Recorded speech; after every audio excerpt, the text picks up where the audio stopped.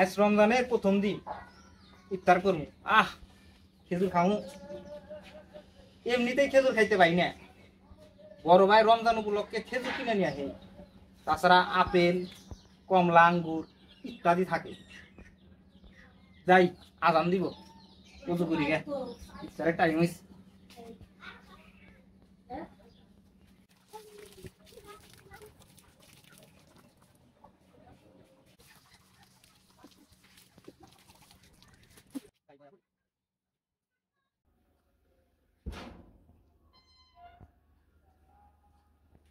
আসসালামু আলাইকুম রহমতুল্লাহ। ওয়ালাইকুম আসসালাম ওয়া রাহমাতুল্লাহি ওয়া বারাকাতুহু। এখানে বস, ইফতার সামনে নিয়ে বসে থাকতে হয়, একটু পরে আজান দিবে। জি ভাইজান, বসতাছি।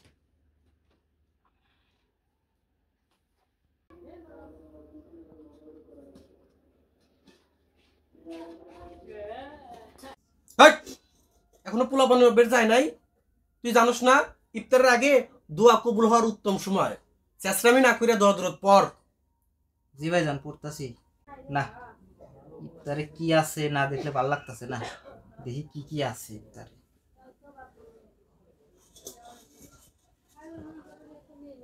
বড়ই? কি বড়ই ভাইজান?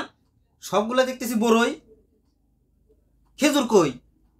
সকালে সেহরিতেও খাইলাম বড়ইয়ের তরকারি দিয়ে, এখনো দেখতেছি বড়ই। আর কিছু নাই? এছাড়া তো আঙ্গুর, আপেল, কমলাও থাকে। এখন শুধু বড়ই দিয়ে কি ইফতার করবো? এখন থেকে আমরা বড়ই দিয়ে ইফতার করব। সিহরিতেও বড়ই খাইবা, ইফতারও বড়ই খাইবা, বুঝছো? কি কও? ইফতারের সময় দোয়া কবুল হয় এইটা জানো, আর খেজুর দিয়ে ইফতার করার সুন্নত এটা জানো না? তাছাড়া খেজুর খেলে যে উপকার পাওয়া যায়, বড়ি খাইলেও কি সে উপকার পাওয়া যায়? বড়ই দিয়া ইফতার করবা ধরো দেশপ্রেম থেকে, বুঝছো? তাছাড়া খবরে দেখো নাই শিল্পমন্ত্রী বলছে বড়ই দিয়ে ইফতার করার জন্য। আর জিনিসপাতির যে দাম, বড়ই দিয়ে ইফতার ছাড়া আর কি দিয়ে ইফতার করবো? রমজান আইলে বিদেশে জিনিসপাতির দাম কমানো শুরু হয়। কাতারে 900টা পণ্যের দাম কমাইছে। আর আমাদের বাংলাদেশে রমজান আইলে জিনিসপাতির দাম বাড়ানোর প্রতিযোগিতা শুরু হয়। আরে ভাই, রমজান আসলে একটা বিশেষ জিনিস দিয়ে ইফতার না করলে চলে না? তা তো এখন বল ভাই, সিন্ডিকেট ভাঙতে ব্যর্থ হয়ে জিনিসপত্রের দাম কমাইতে পারো না, এখন বলো আঙ্গুর ফল টক। আজান দিতেছে, ইফতার করো।